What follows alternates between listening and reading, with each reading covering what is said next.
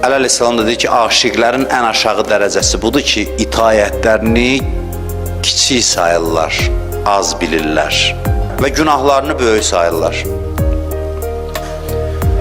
Bir dənə xırda bir səhv eləyir, böyüdür özü üçün. Deyir, mən böyük bir pis iş gördüm. Böyük yaxşı iş görür, deyir, mən heç eləmədim. Bax, bu eşqin ən aşağı dərəcəsidir. Bir dənə günah xəta eləyir, özünü bağışlamır. Deyir, mən bunu niyə elədim? Əl çəkmir, hey gedir Allahın qapısına üzr istəməyə. Məni bağışla, mən üzr istəyirəm, mən günah eləmişəm, mən cinayət eləmişəm. Allah deyib, bağışladım, narahat olma, yenə əl çəkmir. Yəni, ilahi bağışla.